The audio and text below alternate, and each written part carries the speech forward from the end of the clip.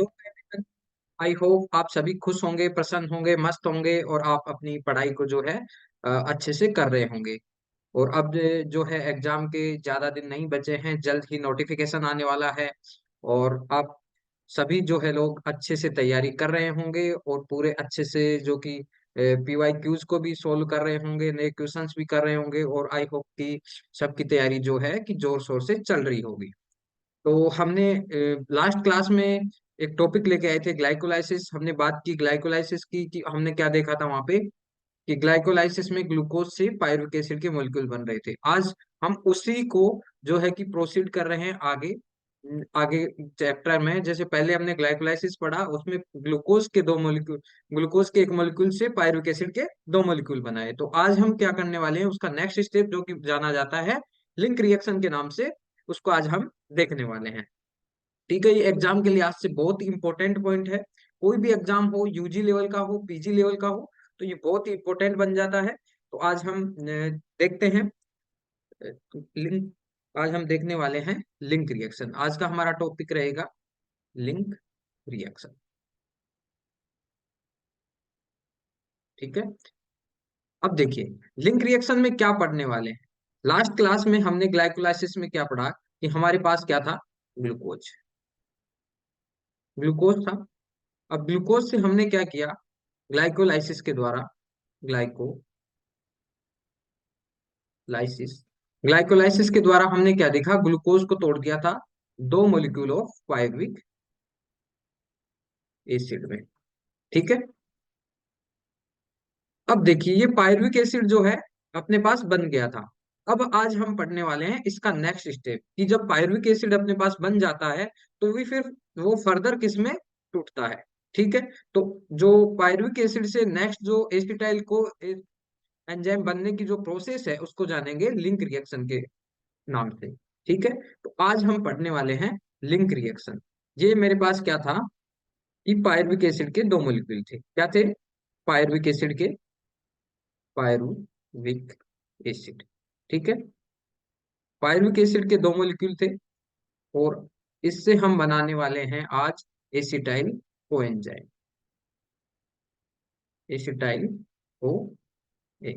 ठीक है, अब देखिए ये जो सारा प्रोसेस है, पहली बात तो लिंक रिएक्शन कहाँ होती है। लिंक रिएक्शन होती है माइटोकॉन्ड्रियल मैट्रिक्स में। कहाँ होगी, माइटोकॉन्ड्रियल मैट्रिक्स में, माइटोकॉन्ड्रियल मैट्रिक्स। अब देखिए इससे पहले हमने ग्लाइकोलाइसिस कहाँ देखा था कि वो हो रहा था साइटोप्लाज्म में। तो लिंक रिएक्शन, पहला क्वेश्चन तो यहाँ से आता है कि लिंक रिएक्शन कहाँ चल रही होती है। ये सारा जो प्रोसेस है लिंक रिएक्शन का वो कहाँ होता है, माइटोकॉन्ड्रिया की मैट्रिक्स से। अब देखिए मेरे पास में ग्लूकोज से पायरुविक एसिड के दो मॉलिक्यूल बन गए। कितने मॉलिक्यूल बन गए, दो मॉलिक्यूल। अब पायरुविक एसिड जो है फर्दर ऑक्सीडाइज होता है किसमें, एसिटाइल कोए के दो मॉलिक्यूल। अब हमें पता है कि पायरुविक एसिड जो है तीन कार्बन का था। कितने कार्बन का था, तीन कार्बन का था। और ये टूट गया दो कार्बन के एसिटाइल को ए में। तो कहीं ना कहीं जब पायरुविक एसिड से एसिटाइल को ए में चेंज हुआ तो यहाँ पे कुछ ना कुछ रिएक्शन हुई है और एक कार्बन की क्षति हुई है।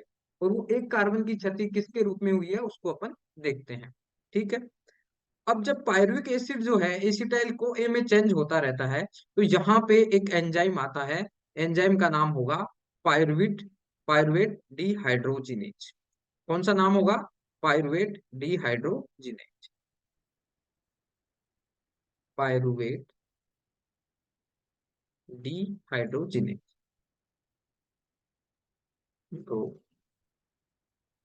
जिनेज। ठीक है, एंजाइम कौन सा आएगा यहाँ पे काम में, पायरुवेट डिहाइड्रोजिनेज। अब इसके साथ में यहाँ पे को एंजाइम भी काम में आते हैं और कुछ कोफैक्टर भी काम में आते हैं। तो सबसे पहला जो को, मैं कोफैक्टर का नाम लिख रहा हूँ। ठीक है, को एंजाइम होगा ये, इसका नाम है, एक तो होता है एनएडी, एनएडी को enzyme A,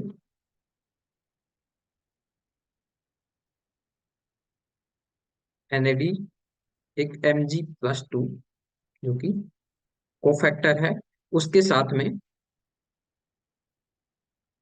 lipoic acid, lipoic acid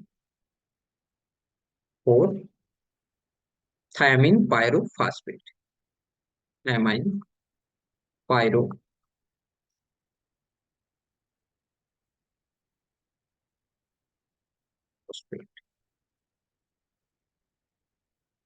अब देखिए यहाँ क्या हुआ, पायरुविक एसिड है जो कि 3 कार्बन का कंपाउंड है, वो चेंज हो रहा है एसिटाइल के OH के 2 मॉलिक्यूल्स में। ठीक है। अब देखिए, जो कि पायरुविक एसिड था 3 कार्बन का, और ये चेंज हो गया पायरुवेट डिहाइड्रोजिनेज एंजाइम की उपस्थिति में एसिटाइल कोए के 2 एंजाइम में। अब देखिए 3 कार्बन का कंपाउंड था, उससे कन्वर्ट हुआ 2 कार्बन में, तो कहीं ना कहीं यहाँ पे CO2 का लॉस हुआ है। ठीक है। अब देखिए ये जो CO2 है, सॉरी, कार्बन का लॉस हुआ है, वो किसके रूप में हुआ है? CO2। अब यहाँ पे क्या होगा, पहले अपने पास में क्या था,